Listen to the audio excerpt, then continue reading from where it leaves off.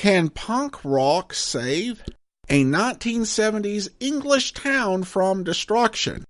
Find out as we take a look at Doctor Who, the 12th Doctor, Time Trials, Volume 1, The Terror Beneath.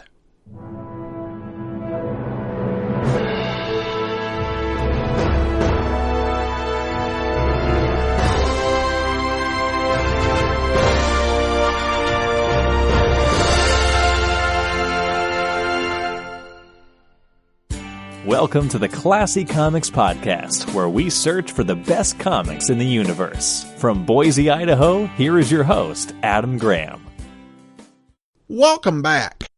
As I mentioned in my previous 12th Doctor review, after Clara Oswald left, the 12th Doctor had two adventures with Hattie Monroe, a 40th century punk rocker who the Doctor met on the Twist, a figure 8-shaped world ship.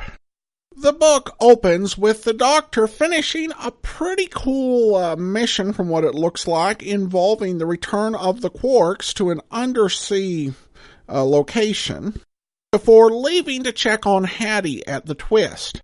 When he'd first met Hattie, she was an aspiring punk rock star. Now she's made it big and is getting a little bit tired of all the attention. So when the Doctor shows up, she just wants to get away. And so they do, to Seton Bay in 1979. As Hattie points out, it is cold and gray there, but as the Doctor points out, they have great ships, which is apparently worth traveling about 2,000 years back in time for. However, as any Doctor Who fan will tell you, the Doctor and companion or friend can't just go on a simple vacation because there's always a monster about. And in this case, it's a seaweed monster that is terrorizing the town. Overall, this is a good story with some suspenseful moments. But I think what really does make this work is the art.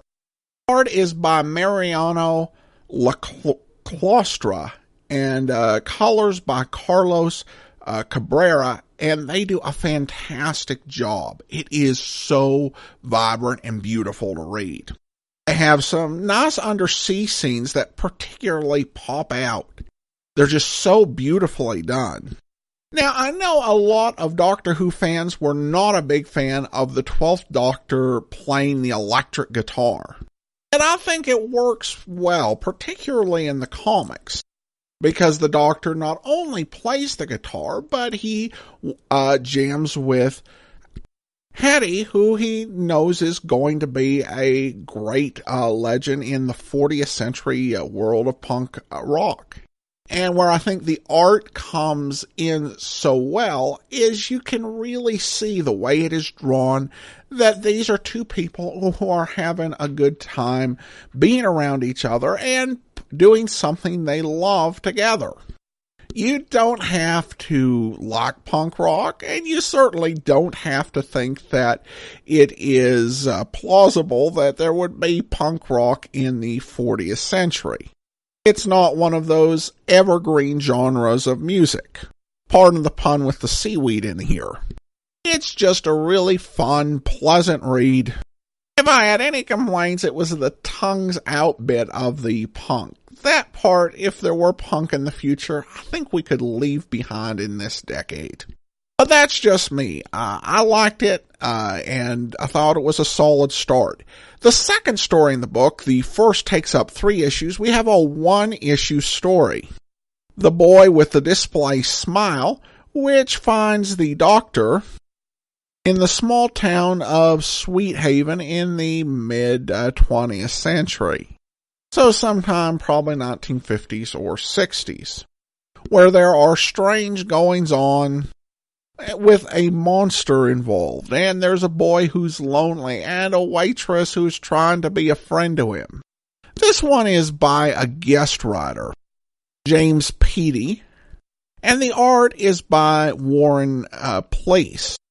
The story's not bad, but it's clear to me that Peaty wanted more than a 1-issue story, and he tries to jam a lot in here. Some of it's slightly political, though to be honest, he doesn't really have much time to try and say anything within these few pages. It's a challenge to try and tell a Doctor Who story in the space of a single comic, though it has been managed in even less space than a full-sized American comic in Doctor Who magazine. Still, I think overall the book is a satisfying read.